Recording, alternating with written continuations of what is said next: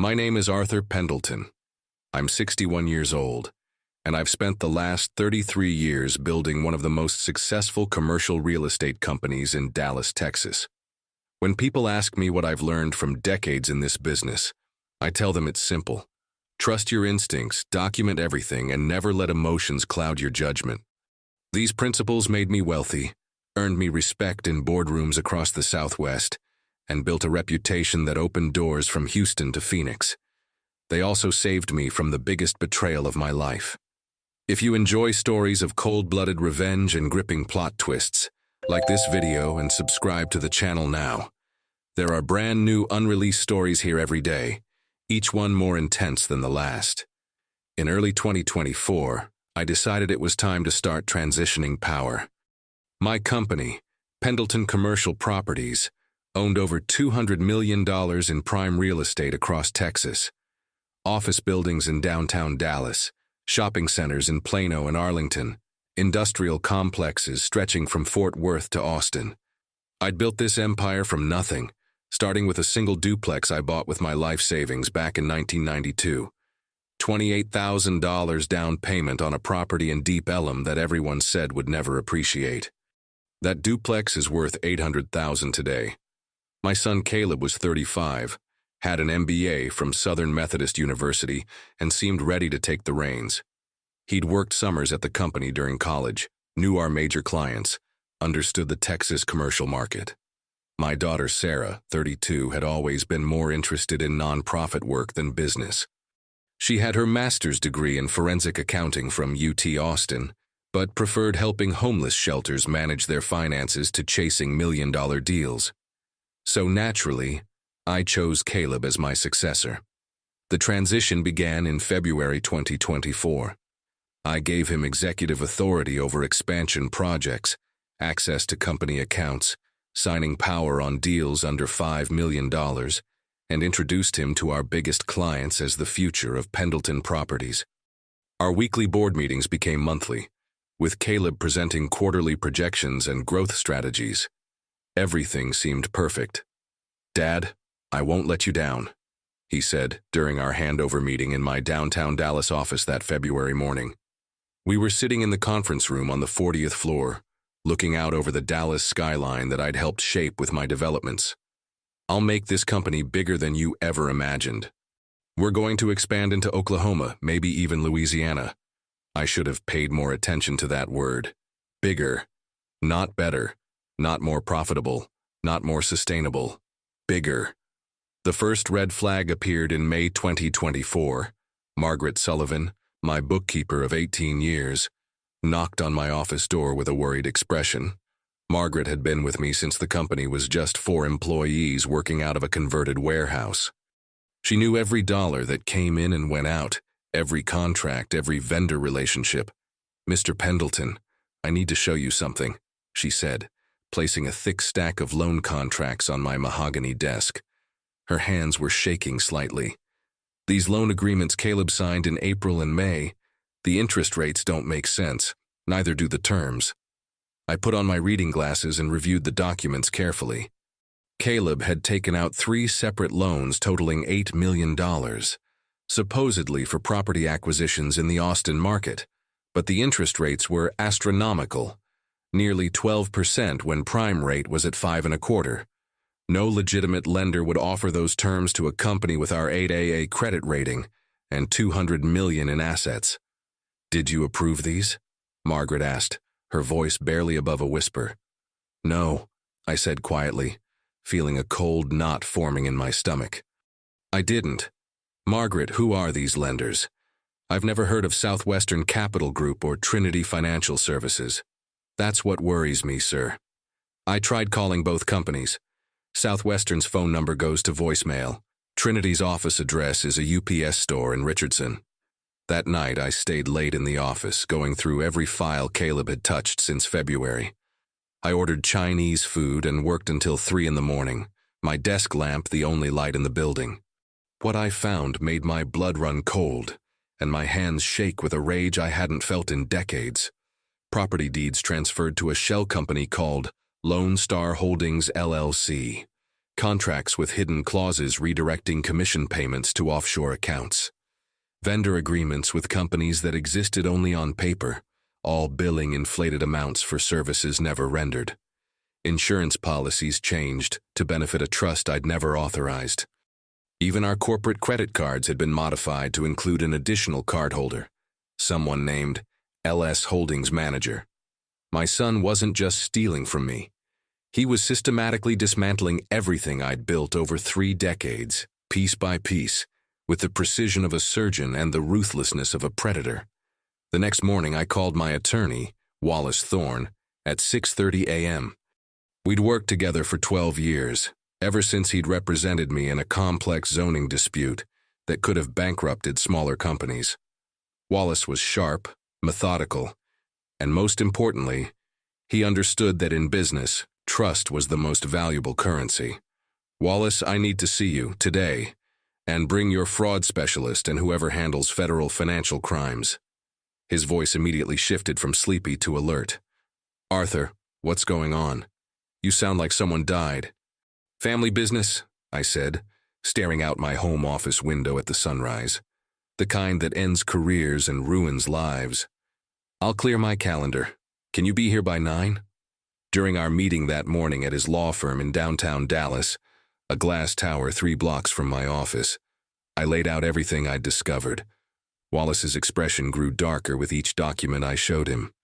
His fraud specialist, a sharp-eyed woman named Patricia Wells, took notes on a yellow legal pad, occasionally shaking her head in disbelief. Jesus Christ, Arthur, Wallace said after reviewing the loan documents. Your son has committed multiple felonies here. Wire fraud, embezzlement, breach of fiduciary duty, forgery, money laundering. We're talking federal charges that could put him away for 20 years. Patricia looked up from her notes. Mr. Pendleton, based on what you've shown us, your son has stolen at least $12 million from your company. But I suspect that's just what we can see on the surface. Shell companies like this are usually just the tip of the iceberg. I know, I said, loosening my tie. The weight of betrayal was suffocating. But I need you to hold off on any action. I want to see how deep this goes before we move. Wallace leaned back in his leather chair. Are you sure? Every day you wait, he could be moving more assets, destroying evidence, or setting up new schemes. Wallace, I've been in business for 33 years. I've survived 3 recessions, the savings and loan crisis, and the 2008 collapse. I know when someone is setting up for a bigger score. This isn't the end game. This is preparation for something much worse. I was right. Over the next 6 weeks through June and into July 2024, I watched my son's behavior like a hawk studying prey. He started arriving at the office at 7 a.m. instead of his usual 9. He stayed until 8 or 9 p.m., long after most staff had gone home. He scheduled meetings with clients I'd never heard of, often in restaurants rather than our office. Most tellingly, he began planting seeds about my mental capacity with key employees and business partners. Dad seems a little forgetful lately, I overheard him tell our property manager, Linda Rodriguez, in early July. They were standing by the coffee machine, and I was walking past the break room. Sometimes he asks me the same question twice in a meeting. Yesterday, he couldn't remember the details of the Henderson Plaza deal, and we closed that just last month. Linda, who'd worked for me for 10 years and had seen me negotiate some of the most complex deals in Dallas real estate, looked genuinely uncomfortable. Mr. Pendleton seems sharp as ever to me, Caleb. Just last week he caught an error in our insurance calculations that would have cost us $50,000. Well, you know how it is, Caleb said with a concerned tone that made my skin crawl. Age catches up with all of us. The stress of running a company this size, it takes a toll. But Caleb's biggest mistake was underestimating Sarah. My daughter might not have been interested in real estate development, but she had a master's degree in forensic accounting from UT Austin and an eye for detail that rivaled any CPA in Texas. When she stopped by the office for lunch in mid-July, she was reviewing our quarterly reports while waiting for me in my office. Dad, why is the Meridian Plaza showing as sold in your second quarter report? She asked, pointing to a line item. I thought that was your crown jewel property. Didn't you always say you'd never sell it because it was the first major building you developed? I hadn't seen that quarterly report. Caleb had been preparing them since taking on expanded responsibilities in February. Show me exactly what you're looking at, I said, my heart beginning to race. The document showed the Meridian Plaza, worth $45 million according to our most recent appraisal, had been sold to Lone Star Holdings LLC for $28 million. A $17 million loss on paper, the same shell company I'd discovered in May. Sarah, I need you to do me a favor, and I need you to keep this between us for now. Can you trace the ownership of Lone Star Holdings? Use your forensic accounting skills. I want to know who owns it, where it's incorporated, who the officers are, everything. She studied my face carefully. Dad, what's going on? You look like you've seen a ghost. Maybe I have, I said. Give me 2 days to get answers. Her findings, delivered over coffee at a Starbucks far from our office, confirmed my worst fears. Lone Star Holdings LLC was incorporated in Nevada with Caleb William Pendleton as the sole beneficial owner. The company had been established in January 2024, a full month before I'd given him expanded authority in February. He hadn't just been stealing money, he'd been planning this betrayal while I was still considering him as my successor. He was stealing my properties and selling them to himself at massive discounts, then using forged loan documents to extract cash from banks using the stolen properties as collateral. That evening, I sat in my study at home, staring at the evidence spread across my oak desk. 33 years of 18-hour days, missed family dinners, canceled vacations, and constant stress to build something lasting. And my own son was trying to take it all away, not through hard work or innovation, but through theft and deception. But I felt something I hadn't expected: relief. Not because I enjoyed discovering the betrayal, but because I finally understood the full scope of his plan.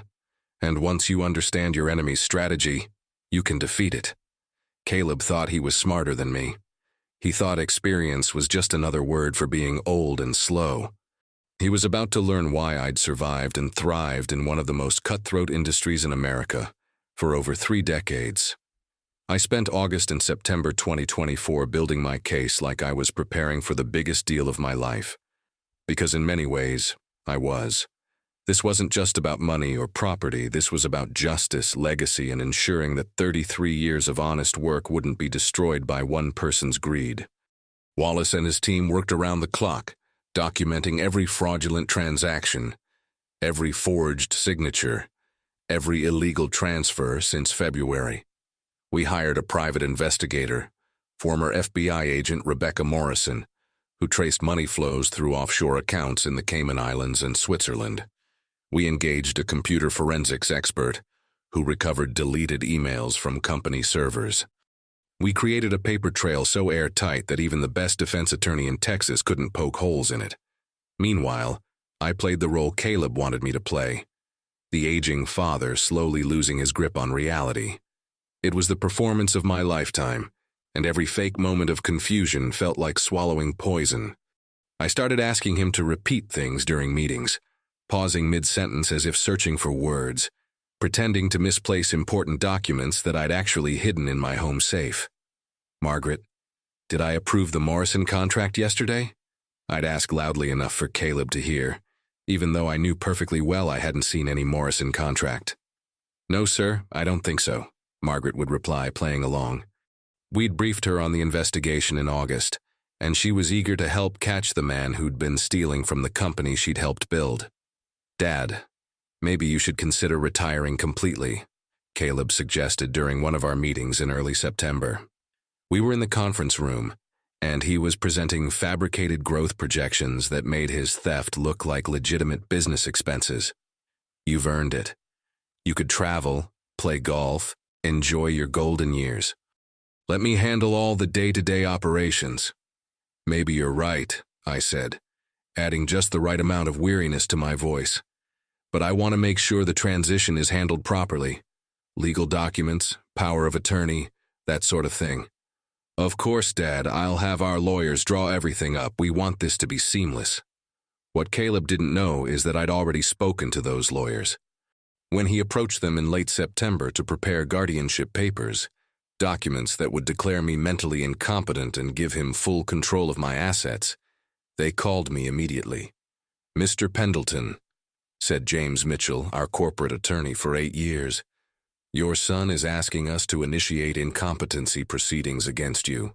He claims you've been showing signs of severe dementia and that you're no longer capable of managing your affairs." "Interesting," I said, sitting in my home office and watching Caleb's car pull into my driveway for our scheduled dinner. "What evidence did he provide?" "He showed us a video he'd taken on his phone during your last board meeting." "You do appear confused, asking the same question multiple times." I almost laughed. The meeting where I'd deliberately acted confused to draw him out. "What did you tell him?" "That we'd need extensive medical documentation, including evaluations from at least 2 independent physicians and a court-appointed psychiatrist, before we could even consider such a filing. The legal standard for incompetency is very high in Texas." "Perfect. String him along for a few more weeks. Tell him you're working on it." During this same period, Sarah had been conducting her own investigation with the thoroughness of a federal prosecutor.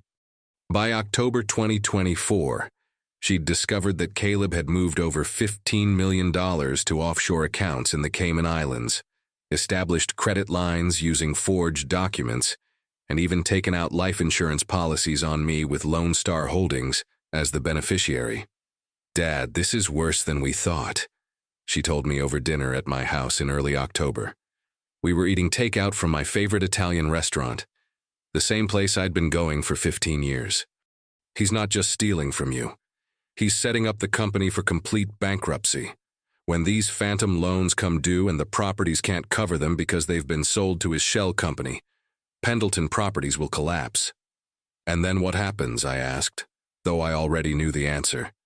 "Then he swoops in through Lone Star Holdings, buys the remaining assets for pennies on the dollar during the bankruptcy proceedings, and rebuilds the empire under his own name.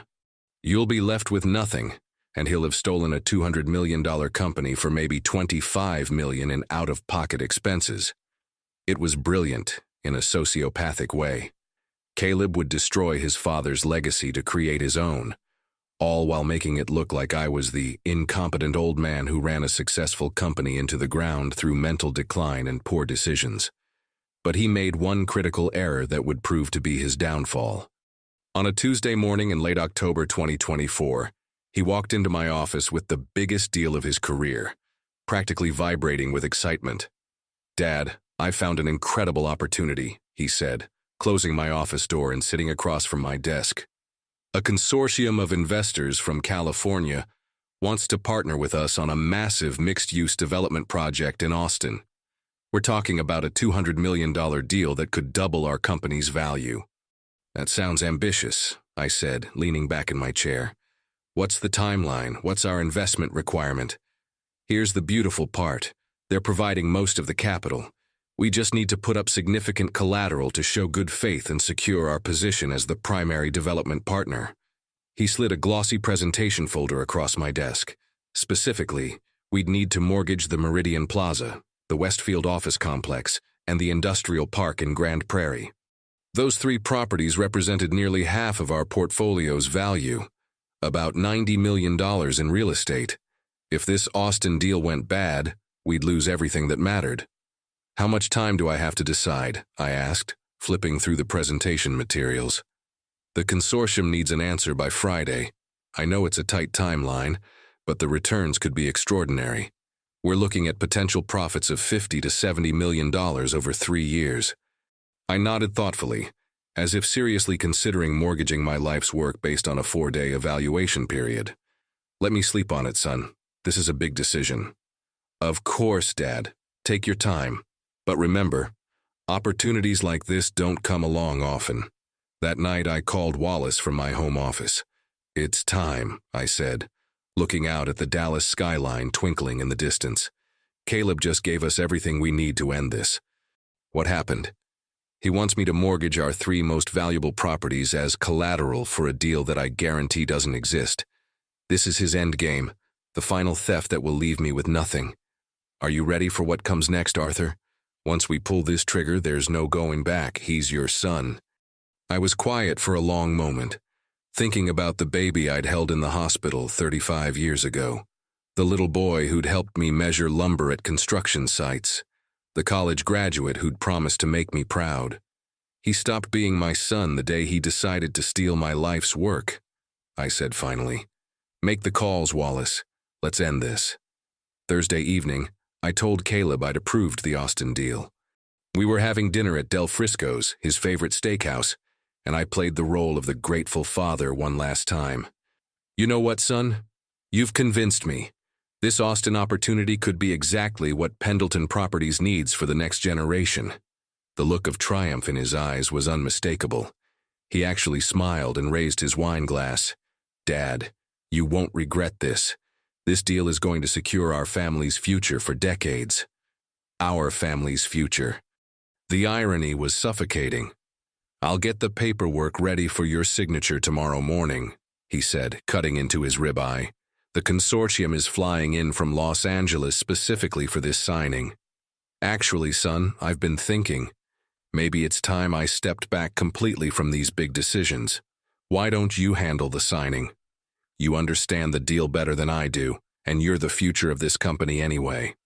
He tried to look humble, but I could see the excitement dancing in his eyes. "If you think that's best, Dad, I'd be honored to represent Pendleton Properties." "I do think it's best," I said, taking a sip of wine that tasted like ashes. "You've earned it." Friday morning, October 25th, 2024, at exactly 9:47 a.m., Caleb walked into our main conference room carrying his briefcase and wearing his best suit, ready to sign the documents that would mortgage our 3 most valuable properties and complete his theft of everything I'd built. What he found instead was Wallace Thorne, 2 FBI agents in dark suits, an IRS investigator with a briefcase full of evidence, and me sitting calmly at the head of the conference table, where I'd conducted business for over 2 decades. "Caleb Pendleton," said Agent Rodriguez, a stern-faced woman in her 40s, "you're under arrest for wire fraud, money laundering, conspiracy to commit elder abuse, forgery, and embezzlement of funds exceeding $15 million. The color drained from my son's face as if someone had opened a valve. His briefcase slipped from his hand and hit the floor with a loud thud. "Dad, what's going on? This is some kind of mistake. What are these people doing here?" "The only mistake," I said calmly, my voice steady despite the earthquake in my chest, "was thinking you could outsmart someone who's been in this business for 33 years. Agent Rodriguez continued reading his rights while her partner, Agent Walsh, handcuffed him. "You have the right to remain silent. Anything you say can and will be used against you in a court of law." "Dad, please," Caleb said, his voice cracking. "I can explain everything. The Austin deal is real. I have investors waiting. This is all a misunderstanding." Wallace opened his briefcase and pulled out a thick folder. "Mr. Pendleton, there is no Austin deal. There is no consortium from Los Angeles. The address you provided for their offices is a Kinko's in Beverly Hills.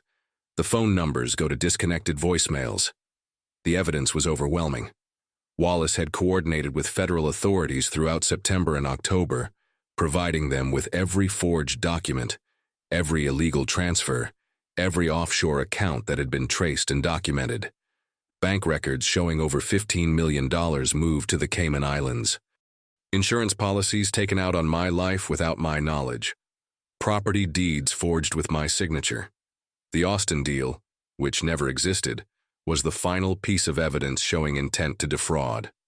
"We also have recordings," Agent Rodriguez added, "of phone conversations between you and various associates discussing your father's supposed mental decline and your plans to have him declared incompetent." As they led Caleb toward the door in handcuffs, he turned to me with pure hatred in his eyes. All pretense of the loving son finally dropped. "You'll regret this, old man. I'm your son. I'm your blood. How could you do this to family?" "No," I said, standing up from my chair for the first time since he'd entered the room. "My son wouldn't have betrayed his family. My son wouldn't have stolen from the company that employed dozens of people who depend on us for their livelihoods. My son wouldn't have forged his father's signature or planned to have him declared mentally incompetent." The last thing I said to him as they led him away was, "You're not my son. You're just a criminal who happened to share my last name." The aftermath was swift and decisive. Caleb's personal assets were frozen pending trial. All properties transferred to Lone Star Holdings were returned to Pendleton Properties. The offshore accounts were seized by federal authorities. His bail was set at $5 million, which he couldn't make because all his stolen money was now evidence. The local business community was shocked. The Dallas Morning News ran a front-page story. Real estate heir arrested in multi-million-dollar fraud scheme. The Business Journal called it the biggest family betrayal in Dallas commercial real estate history. Within 8 months, by June 2025, Caleb was sentenced to 12 years in federal prison and ordered to pay $42 million in restitution, a figure that included interest, penalties, and damages. His lawyer had tried to argue for leniency, claiming family pressure and mental health issues, but the judge wasn't buying it. "Mr. Pendleton," Judge Patricia Hawkins said during sentencing, "this was not a crime of passion or desperation. This was a calculated, methodical scheme to defraud your own father and destroy the livelihood of dozens of employees. The court finds no mitigating circumstances." But the real victory came 3 weeks after his arrest, in mid-November 2024. I called a board meeting with our key investors and longtime partners. The conference room was packed with people who'd built their own success alongside mine over the decades. "Ladies and gentlemen," I said, standing at the head of the same table where Caleb had been arrested, "effective immediately, I'm transferring controlling interest in Pendleton Properties to my daughter, Sarah Pendleton, who will serve as Chief Executive Officer." The room erupted in surprised murmurs. Sarah looked shocked. I hadn't told her about my decision beforehand. "Some of you might wonder why I'm choosing Sarah over other candidates," I continued. "The answer is simple. In 33 years of business, I've learned that integrity is more valuable than experience, loyalty is rarer than talent, and character matters more than credentials. Sarah has all of these qualities." Sarah, who Caleb had always dismissed as the do-gooder sister, proved to be twice the business leader he could ever have been. She streamlined operations, eliminated the waste and fraudulent contracts Caleb had created, expanded into sustainable development, and by mid-2025 had not only recovered from the damage, but increased the company's value by 40%. I kept a small office in the building and served as chairman emeritus, but the day-to-day operations belonged to Sarah. She'd earned it through loyalty, intelligence, and most importantly, the integrity that her brother had abandoned. The last time I saw Caleb was during his sentencing hearing in June 2025. The courtroom was packed with media, former business associates, and employees whose jobs he'd endangered. He looked smaller somehow, diminished by months in jail and the weight of his crimes. The expensive suits were gone, replaced by an orange jumpsuit and shackles. As I left the courthouse that day, walking down the marble steps into the Texas sunshine, he called out to me from the defendant's table, "Dad, please. I'm still your son. I made mistakes, but I'm still family." I turned to look at him one last time, this stranger who shared my DNA but none of my values. I had a son once. He died the day he decided greed was more important than family. Today, in July 2025, at 61 years old, I wake up every morning in my house overlooking White Rock Lake, knowing that justice was served and my legacy is secure. I drive to work in the same truck I've had for 5 years, park in the same spot I've used for a decade, and walk into a building where every employee knows they work for a company built on honesty. Caleb tried to destroy everything I'd built through deception and betrayal. Instead, he strengthened it by revealing who could truly be trusted with the family name. Sarah has taken Pendleton Properties to heights I never imagined, built on the foundation of integrity that her brother tried to tear down. The betrayal was silent, methodical, and ruthless. He'd planned it for months, executed it with precision, and would have succeeded if not for one critical error. He underestimated the man who taught him everything he knew about business. But the revenge? The revenge was perfect. If you enjoyed this story, please like this video and leave a comment telling me what you thought. And if you're not already subscribed to the channel, please subscribe and hit the notification bell to get alerts about new stories like this one. Thanks for watching, and I'll see you next time.